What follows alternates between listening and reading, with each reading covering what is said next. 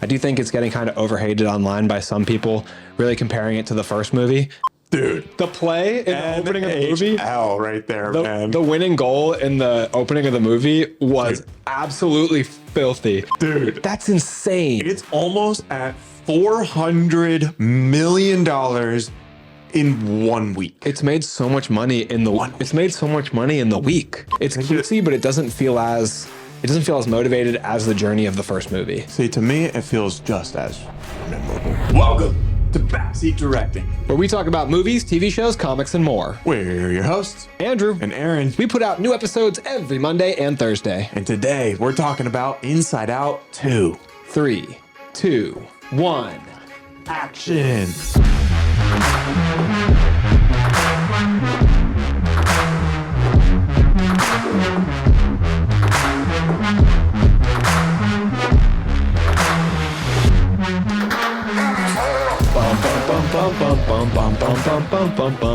Here we go. Inside Out 2. We've been hyping up this movie all year and it's finally here. Andrew, what were your first thoughts? I was super excited for this movie, and I think that it was a lot of fun.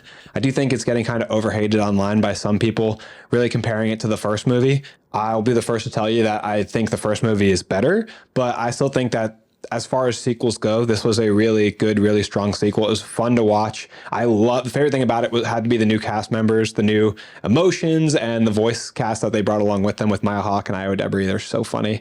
But I liked it. What about you? I liked it a lot. I thought it was really good. I also liked that it was just an hour and a half. It's really digestible. I think it's on the same level as the first one. I do think I like the first one just a little bit better. But like you said, it's an excellent sequel. They did a great job expanding the world. You know, like it's got to be hard to do. You know, there's so many directions that you can probably go with all these different emotions that people experience and all these different like references that they're bringing up in the brain and stuff. It was very clever. It didn't feel like it was just repeating what they did in the first movie. It definitely felt like they were adding to this world that they built. I liked how Riley was a hockey player. I thought that was a lot of fun. She's also a very good hockey player. Her moves were, dude. The play in the opening of the movie, NHL right there, man. The winning goal in the opening of the movie was absolutely filthy. It was so insane. crazy. She like took the puck on the tip of the stick and spun it around through somebody's legs Yeah. for the pass, the slap shot. Right as I leaned over to you and I was like, holy crap, she's going pro. Everyone in the theater went, "Damn, Wayne Gretzky!" And then they're like, yeah, she's graduating the 8th grade. Put this girl on the Olympics. Put her on the Olympic team. God, that's insane. Don't they have a youth Olympics? Riley should be. Yeah, And she's for real. like easily better than the like best player that she idolizes, Val. Yeah, she scored like 3 times or when whatever. she tries. Yeah, when she really like tries to score, she's the best there's ever been. Yeah. So it was a fun movie. I thought the animation was great. Like you said about the voice acting, phenomenal. Overall, very good movie. Definitely worth the watch. I do think it makes sense for her to be one of the best players because she grew up in Minnesota and she's playing with people who grew up in San Francisco. So Yeah. it makes like they're not just giving her main character abilities. She has the background for it. Yeah, it was really cool. Before we continue on, I want to say thank you for watching. Make sure you hit that subscribe button. We put a new episode out every Monday and Thursday. We have a Discord. It's totally free that you can join. It's linked in the description of this video if you want to join in on the conversation even further than just the comments. So ready to break into this episode review? Let's do it. I'm sure you're excited to look at the numbers because this movie is on Aaron's box office team for 2024. Yeah, so what's the box office draft? So every year, I say every year, we've done it twice, but it is our annual Backseat directing. what's the- box office draft? yes. I was trying to think of a word, tradition. That's the Tradition. word. It's There a we go. tradition Okay. here. I was like, What is he trying to say? know what this is. So every year with our box office draft, me and Aaron pick 5 movies. We draft them going back and forth and build a team of 5. Then we take the collection of their total international and domestic box offices for those 5 movies for our respective teams. And whoever's team earns more money is the winner at the end of that year. They get crowned the box office king. I'm the reigning champion because I won our first year, last year in 2023. And I blundered this year, and he's going to win again. Back to back. But My only saving grace to make it a little less embarrassing is this movie. Aaron has It's Inside Out performing too. really well right now. Insane opening weekend. Absolutely. Record breaking. Yeah. It's one of the top grossing animated movie opening weekends of all time. I think it's only beaten with Pixar by maybe Incredibles and one of the Incredibles 2. Incredibles a lot of 2, money, yeah. and maybe one other movie. Okay, diving into this movie, obviously came out this year, 2024. It's rated PG.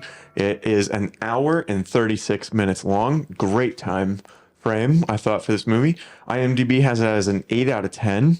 Rotten Tomatoes for the critics, the tomato meter has a 92%, and the audience score has a 96%.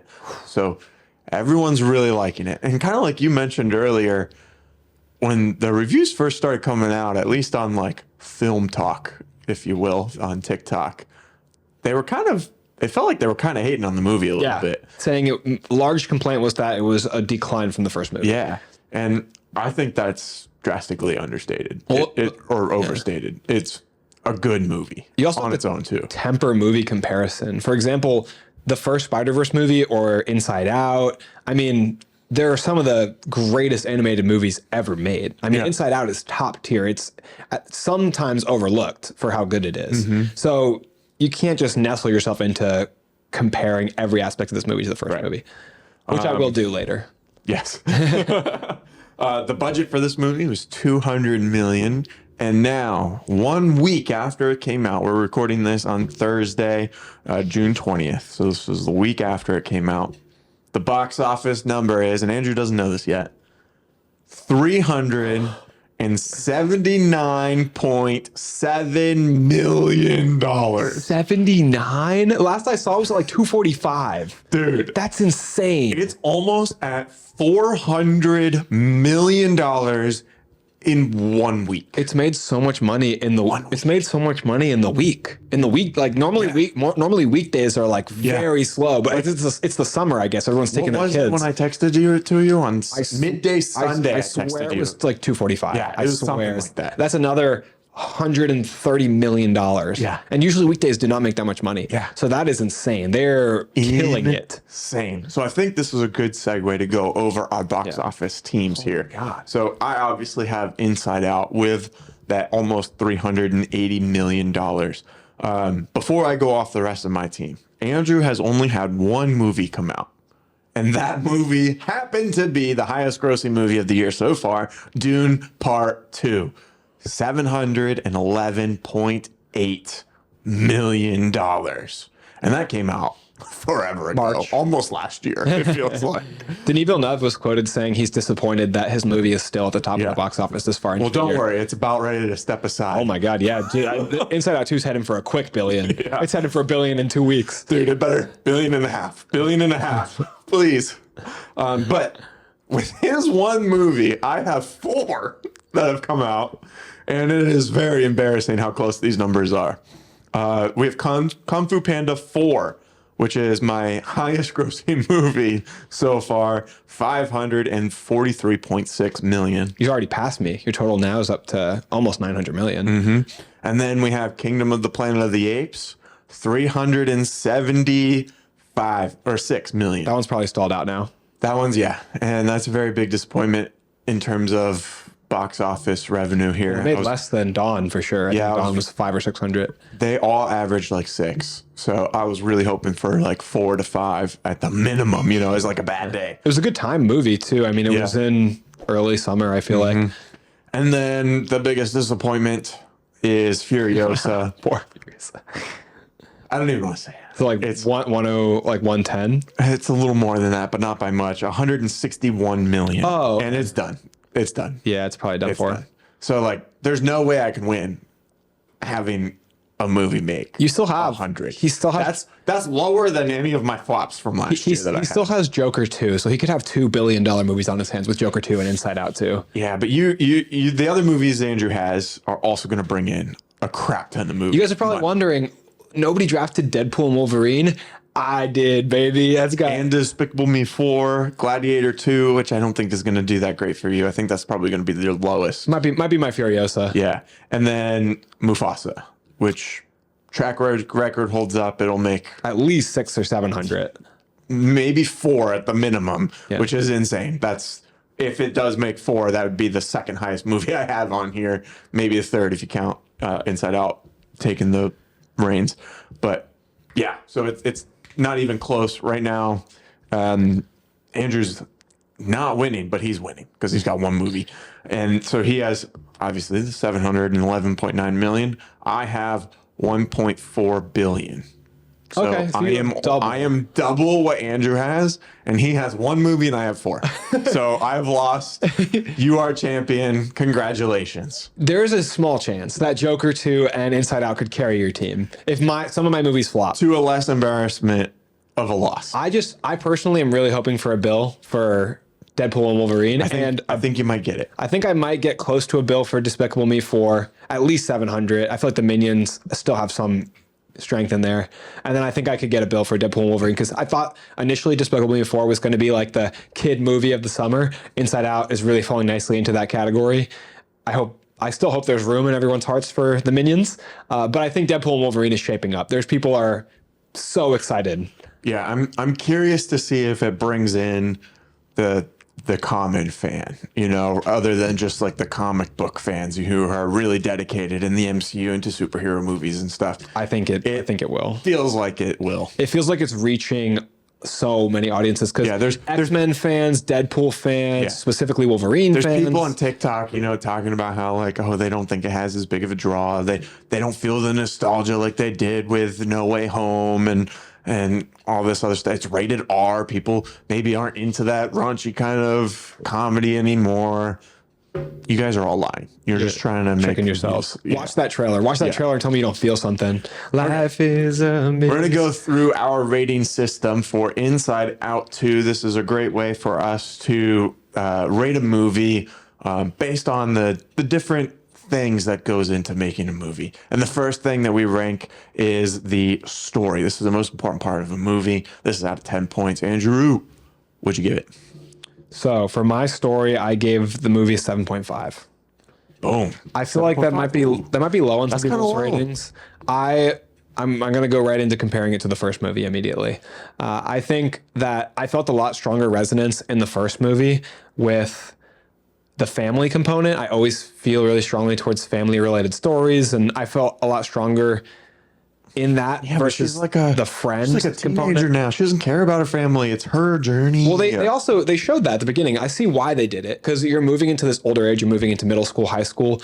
That is where you really start to prioritize your friends and your friends, because they talk about this in sociology courses, right? So you've got different perspectives of what makes you a person, and one of them is the groups that you surround yourself with. And initially that's mostly your family, but as you get older, it starts to be more your friends. You start to pick up their traits, their music tastes, stuff like that they show in the movie. And I feel like them showing how tiny Family Island was next to gigantic Friend Island is a huge funny hint at that, foreshadowing for the rest of the movie, because her parents really aren't around for the rest of the movie. And it's all about being torn between allegiances of friends, losing friends, making new friends. And that's a really tense part of that age, especially going from one school to another, going from middle to high school and bridging that gap. I just didn't feel as strongly related to it. I thought I'd feel more strongly related to this movie with the initiation of anxiety, because I feel like as a person, I have a lot of anxiety. So I thought I would feel a lot more connected to her struggles with anxiety, which anxiety was the big villain in this movie, an even bigger part of the movie than I expected. And it was cool. I love Maya Hawke, but I didn't feel as much of the emotional tether. I did still feel it at the end. It didn't pull me to tears. What about like rating the movie on its own though? Like that, like you're comparing it directly to the other one. Like, what about like the story on its own? You know? Like, just if I feel like the story of the first one is a 5, then I feel like, or I'm sorry, a 10, then I feel like this one drops to a 7.5 for me because of the lack of less of emotional tether. That's a big fall off. I had maybe a little bit of water in my eyes at the end of this movie, the biggest emotional climax with their friends, but I had tears running down my face at the end of the first one. I feel like that makes that a 5, and there's a drop off for this one. I mean, 10. I feel like this one, the story is more forgettable. Like the first one has these iconic moments to me, super, super creative, the tunnel of abstract thought. I love the tunnel of abstract thought. It's creative story-wise, it's creative in terms of the animation. I just really like how they devolve into cubism, into two-dimensional shapes, until they're just shapes and color, and they have to fall on their side and sneak through the door. I just watched the first one before going to see the second one, and I feel like there wasn't anything as creative in this one. There's the sarcasm, and there's the back of the mind where they shove the like forgotten memories, the embarrassing moments. Like they still have some of that creativity. One thing I really liked in this movie was the belief system, them developing a belief system. I just feel like it didn't make perfect sense to me. Being a good person doesn't seem like a belief system to me. It seems more like an identity than a belief system. I think a belief system is... Would that be the same thing? Not to me. I mean, I feel like a belief system is a set of values, things. I mean, that's kind of how they presented it. She believes it. Well, I feel like it's more like a set of values than it is a belief system. A belief system is something that you believe will happen. If this happens, then this will happen. And she was just more so, it's a clever play on words to call it a belief system because it's a system. Just like everything in the mind, the console and everything is system related. But I just didn't feel like it was like to me, a belief system is like a religion. I do this because of this and this will happen. I think it's like your morals. It's like, you know, like who you are. Like they would always like pull that string and it's like, I am a good person because I care or and stuff like that. Like I just would I don't think a belief system is like a religion. Like, I would never like you have beliefs that you hold value in terms of like how you conduct yourself, you know, but you're not necessarily religious. So does that mean you have no beliefs? But how would you phrase that as my, like, what would you call my belief system? I just don't, I wouldn't say that in a sentence. I wouldn't say, oh, my belief system is that I'm a good person. That's not how I would describe it. I think it's just their way of like saying like their core values, you know? Yeah, but core values, this isn't as catchy, so they call it a belief system instead. That's why I feel like it's not as fitting. I think it is core values.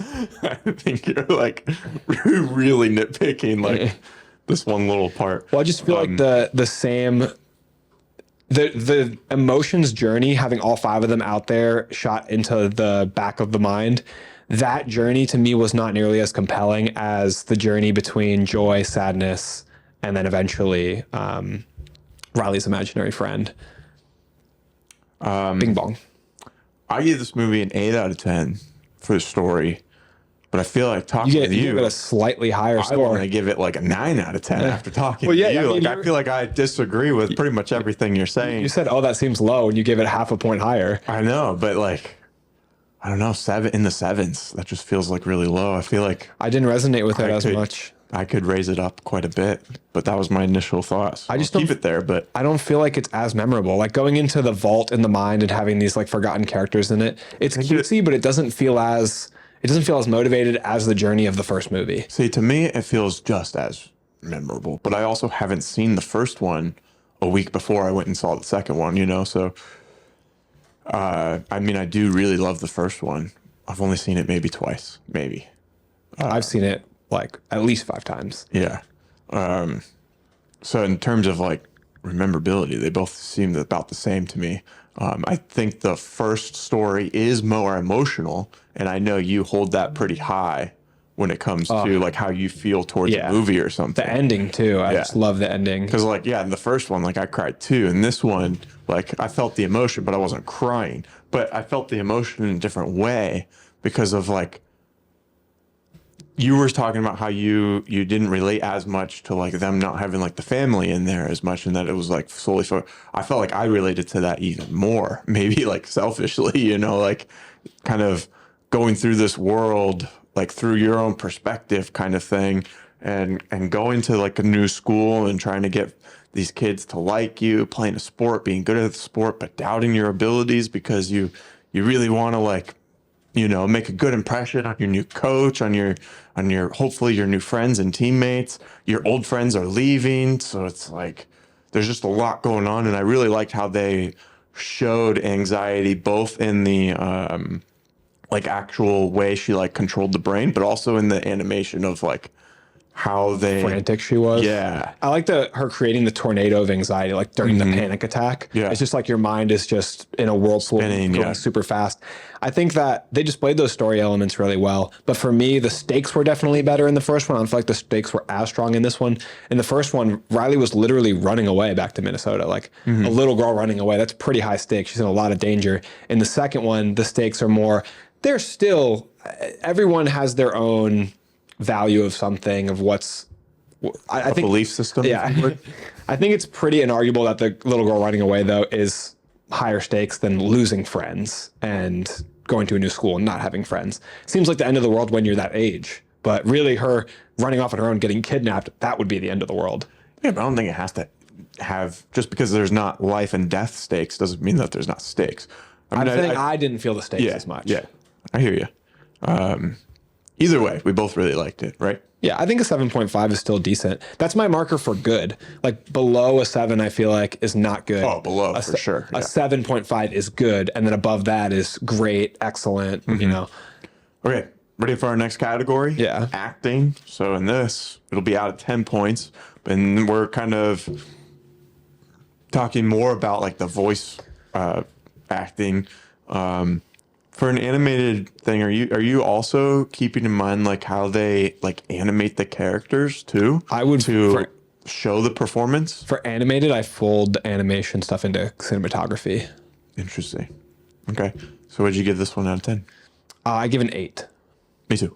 I think that the voice acting is really strong. Yeah. And the girl who voices Riley, or woman who voices Riley, does such a good job in the tenderest moments of the story, whether it's the first one or this one, when she's apologizing to her friends at the very end. Something in the tremble of her voice that just like gets waterworks running in my eyes. Because I didn't cry during this one, but I felt it like coming on. And I feel like there's something about that tremble, that raspy quality that she puts in her voice when Riley is really sad is very deeply emotional. You know, it feels very raw and real, like you're trying to hold back tears, and that she did such a good job with that panic attack moment in the story. But then the additional voice cast members were probably the strongest selling point for me to make it an 8. I think Io Debris was freaking amazing in this movie. Her as Envious. Oh, look at your hair. Like something about the way that she delivers her lines and her words really elevates it off the page. It feels very real and fun and light, but also true to the character at the same time. Like she felt like the envious nature was really pouring out of the voice of the character.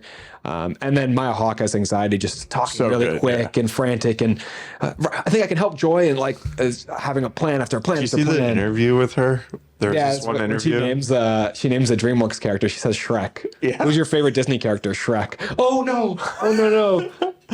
She basically turned into a character of anxiety. Also, akin to my light in the comments below that not everyone knows that Maya Hawke is the daughter of Ethan Hawke and Uma Thurman. So if you didn't know that, now you do. Boom. Surprise. 2 celebrity parents. There's an interview where they said, who's the most famous person you ever had in your house growing up? And she was like, my mother. That's crazy. Everyone knows who Uma Thurman is. She's on the poster of Pulp Fiction. Like, she's a huge star. I said my score, right? 8 out of 10. Yeah, well, you said the same score. What'd you think? What did I think? Yeah, why did you give an 8 out of 10 for the acting? The main 4. The Riley, Joy, sadness, and anxiety. They're so good. I thought anxiety was captured perfectly, you know, and I saw some behind the scenes stuff of them, of like other designs that they had for anxiety. And like one of the designs was kind of like this Godzilla looking character that's what it would look like at peak anxiety. And then it like shrinks down into like this cute little kind of like dinosaur looking thing, like nervousness to anxiety breakdown. And then there was another one that they showed too, and it's like it's really cool how they landed on what they have in the final product, you know. Just the design stuff is very interesting. It was interesting conceptually too, like on a story point, how anxiety kind of took over the belief system and overpowered the belief system. You know how you're young and you're anxious and you're changing who you are to suit your friends. That's anxiety taking you over. It got pretty dark there, though. When like I'm worthless. Basically. Joy's like, well, maybe you're just not supposed to feel joy anymore. It's like, oh my gosh, this movie's for like 8-year-olds, 6-year-olds. You know, like I'm having heart palpitations right now. It's out too. Calm down. We don't have to tell them how bad life gets. They can find that out a little later. Okay, what about cinematography? This is out of 10. Before we go into cinematography, my one knock for the acting is that they recast Fear. And Fear was originally cast as Bill Hader in the first movie, who is someone I love. He's from SNL. And they recast too. Fear and Disgust, because Disgust is, and so in the original movie, Disgust was Mindy Kaling and Fear was Bill Hader, and in this movie, Disgust was Liza Lapira, and Fear was Tony Hale. Yeah. And it just kind of, I didn't bother me as much with Disgust, even though I do like Mindy Kaling. But every time I would hear Fear's voice, it kind of grated in my head because I love Bill Hader, and I'm mad that they didn't just pay him more to come back, which is the rumor I heard, that they weren't willing to pay them more. And it's so frustrating because I love Bill Hader. He's so talented. He's good in everything that he's been in. He's hilarious on SNL. He's great in what's the Barry? In Barry, he's great in every movie I've seen him in. He's funny in Hot Rod. Like, I want he's great in It, Chapter 2. I want him to be in more stuff because he's so talented. And then to not have him back in this was just a huge loss for me. Yeah. Would have been a higher score if Bill Hader was back. Did you hear that, Disney? All right, cinematography. There's a lot that goes into this. The first few things would be like the composition, the camera movement, the colors that we see. Typically, it's the color grade, the edit, how they pieced everything together. And then we also put in like the visual effects and stuff. And since this is all animated, that's kind of taking the place of that. So like how they moved these characters with the landscape and the environment and all of that. Or how did they change the animation and whatnot? Out of 10, Andrew. For the cinematography, I gave it 8 out of 10. Another 8. Gave it 8.5 out of 10. I think the animation was super, super strong in this movie. Very good. I mean, Pixar always brings it, but I think that the Inside Out movies are they're very creative. Even if I knock this movie for not being on the same level, maybe in terms of its kind of tongue-in-cheek references and that kind of creativity, the animation in this movie is still absolutely stellar. I mean, in the belief system with all these glowing lines like heading up into the sky is really beautiful, and the movement always looks great. The design of the new characters I thought was amazing. Envy's so cutesy and small. I love how she's always standing on the console, like it just highlights how tiny she is in reference to everybody else. Embarrassment being this huge kind of bulking, bumping into bull in a china shop, too large for their body, is really, really great. And they just really do a good job of tying in color into the characters. I mean, anger with the red and joy with the yellow. The vibrancy of the colors is really strong, but they tie in that to the actual characters' emotionality and who they are, and then they kind of even theme their little areas of their room with like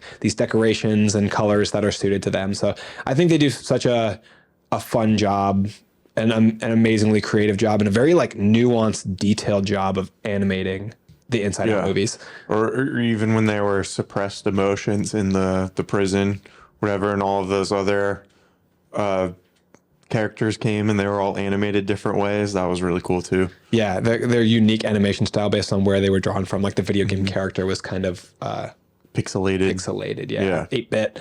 Not quite 8-bit, not that bad. And then the backpack pouch thing that was like Dora. It was like animated from a different show style. Yeah. It was like 2D animation. I think I was saying during the movie that they're going to make the next popcorn bucket after that guy. Just a giant open mouth satchel.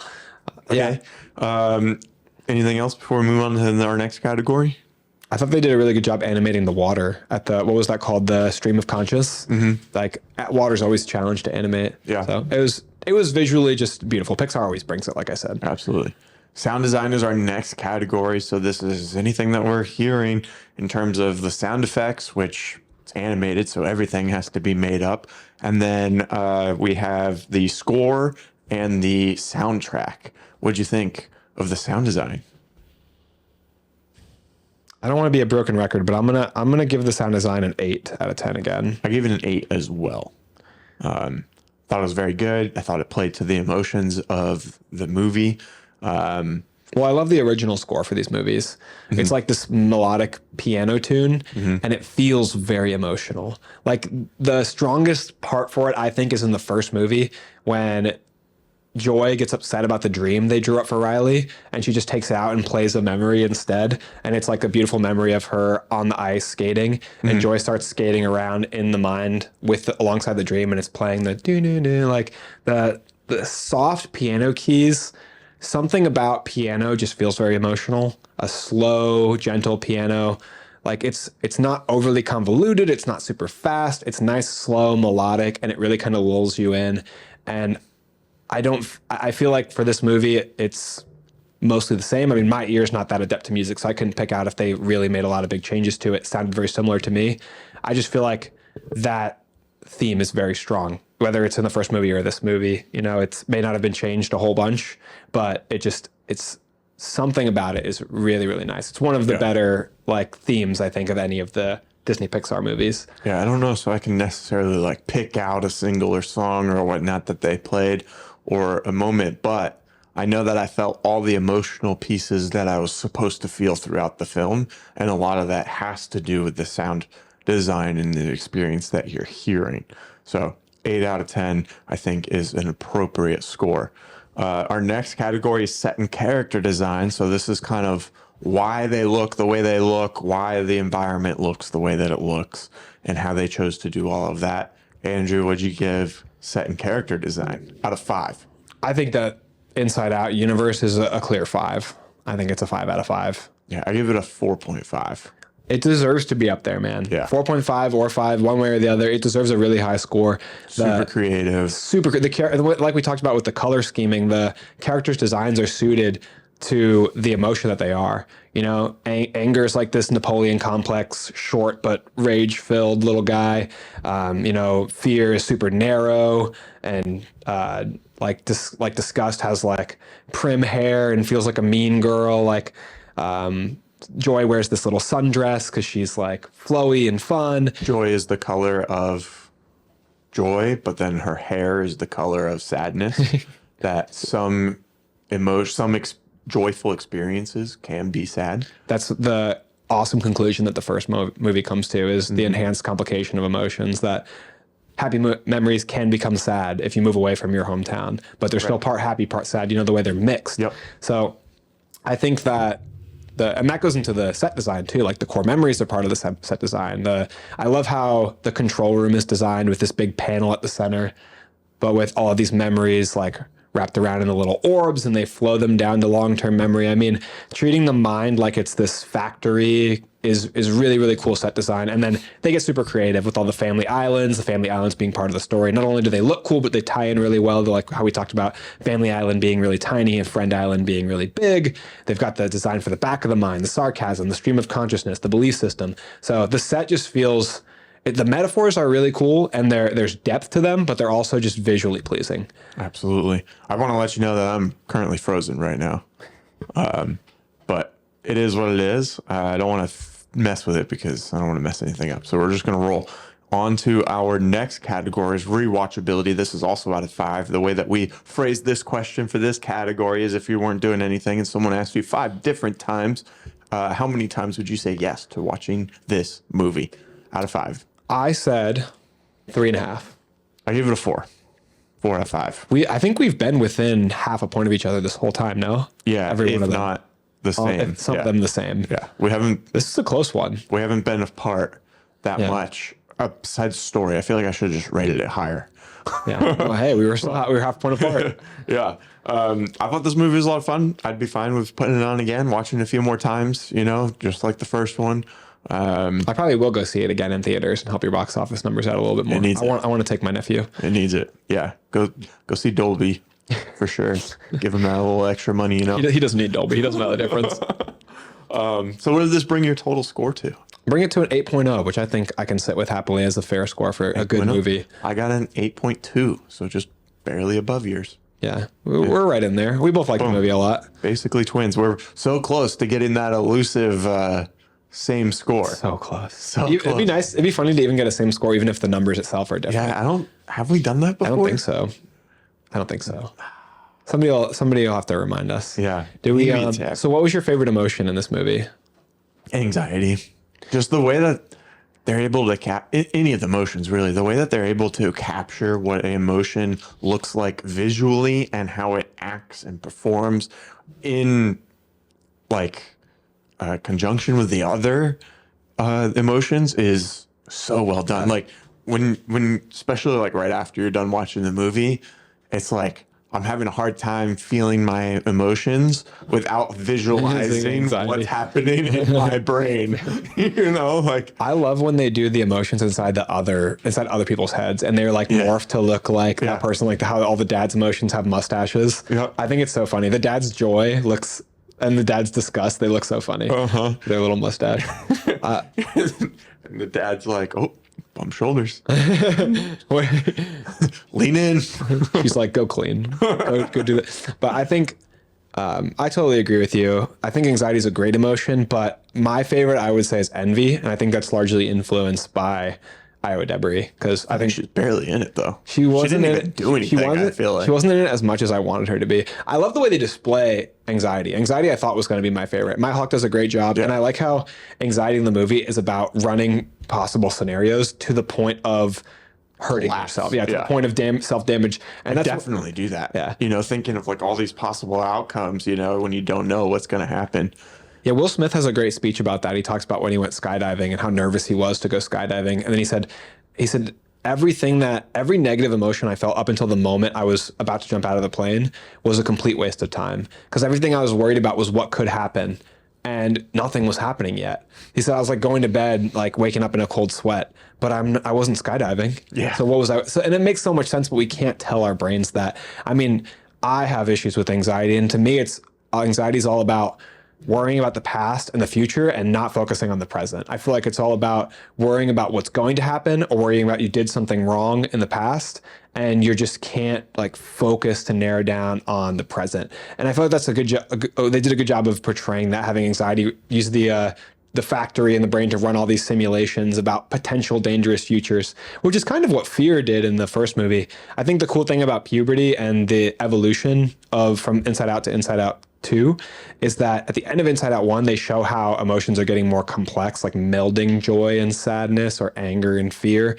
And this movie shows how emotions bud and develop into other emotions, because essentially anxiety is an evolved version of fear, and envy is kind of a version of disgust. Disgust kind of had similar points of view in the first one, like, oh, I'm going to make us look good and all the other girls are going to puke. Like envy wants to look like the other girls.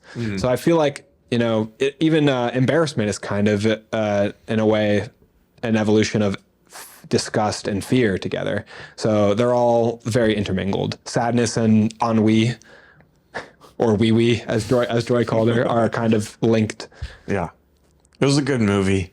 Have any of the kids in your family seen it? No. Just adults. We all went to see it as adults. Yeah. There was the person who was tearing tickets said at one point when we were walking in, they're like, a lot of adults come into this movie without kids. And me and Sarah were like, dude, the theater was freaking packed though. We went in the middle of the day on Saturday and kids everywhere. Yeah. And there was like people everywhere. Yeah, like the poster thing that they had, the cardboard cutouts of all the characters, like a line taking up the whole lobby. And that's when we knew that this movie was going to make a bunch of money. I think this movie delivered. I think this movie felt like it spent more time out of Riley's head than the first movie did. I don't know if that's right or wrong, but the first movie felt like it spent a lot more time inside the head with the emotions. Yeah, it's been too long since I've seen the first one to be able to kind of quantify how much time was spent where. I really have been saying this over and over. I really want them to do Inside Out 3 when Riley goes off to college, and the complex evolution of the emotions as you go out into adulthood. And then Inside Out 4 is like a rated R comedy. It's Sausage Party, but with emotions. It's more and more dark movie. What did you guys think of Inside Out 2? Let us know down in the comments below. Like I mentioned in the beginning of the episode, we have the Discord as well that you can join. It's a little expensive though. Andrew, how much is it? Oh, it's a whopping free. So if you want to join in on the conversation a little bit more, we have that Discord again linked in the description of this video. There we talk about upcoming episodes, different movie opinions. We debate different topics in there, go over rankings and polls. And also people are sharing their art too, their projects that they're working on for all of us to discuss and talk about. So it's a cool little community that we got. And if you want to join, do it. Yeah, we could really use the additional friendship. We're trying to build a community here on people who love movies and shows, and the best way is to start the conversation on there and join our little cult of personality. But you don't have to pay to level up to be like a grand wizard or something. No.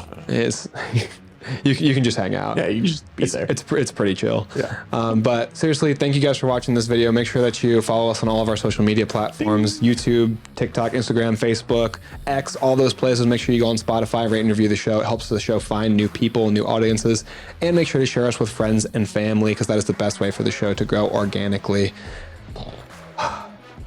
Thanks so much for watching, and That's a wrap.